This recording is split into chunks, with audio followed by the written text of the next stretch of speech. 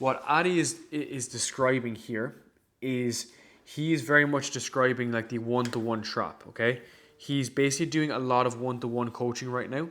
So he has different like one-to-one packages. Now, I would almost change the mindset around this a small bit to not be around selling just one-to-ones. So I think the example was 6, 8, 12.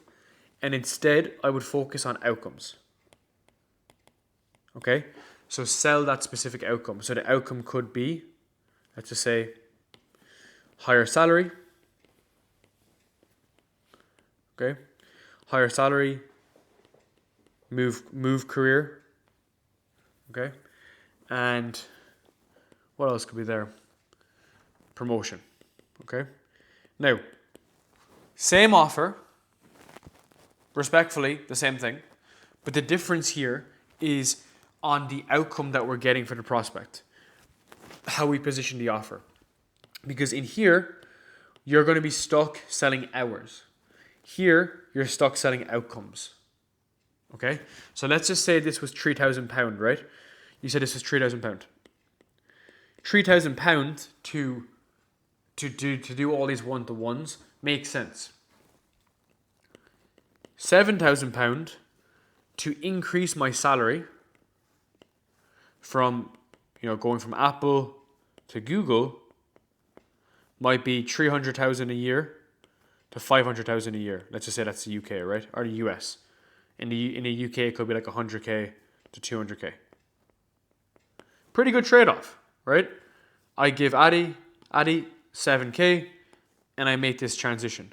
Whereas over here, I'm just selling the specifics of we're going to do this career coaching. Long story short is I would suggest, Adi, that you would change this a small bit to be more around the outcome. So let's just say someone books on your calendar and they might ask you, okay, you'll ask them what their specific goals are.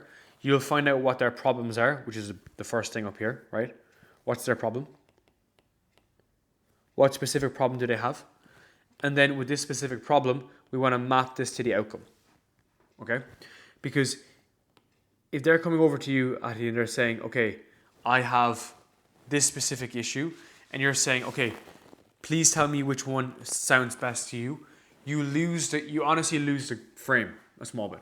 Like you actually lose the frame is that they're controlling the conversation, they're controlling the direction of the conversation, whereas you need to say, okay, based on all of my experience of career coaching, here is what you need to get to this outcome, and here is how I'm going to help you down here get to this outcome. Okay? So in your actual sales calls, that's how you actually change the language, which is really, really important. Awesome. And since come from lack of, yeah. So that's actually it. Lack of confidence. Let me actually share something with you. I know we're kind of going on tangents, but I actually like this, right? Because you guys showed up. I want to give you guys a bunch of stuff, right? This is my closing call framework. So this is basically how to run a sales call, like end to end. And ideally, well, honestly, you don't even need to do anything else. You just need to learn this exact process. And why this is really, really important is because you set the frame with your prospects then. Your prospects can literally see you basically find out what their problem is, you find out what the pain is, and then you find out specifically then what's the best solution for them. Okay, so this is something that I work with all of my clients on.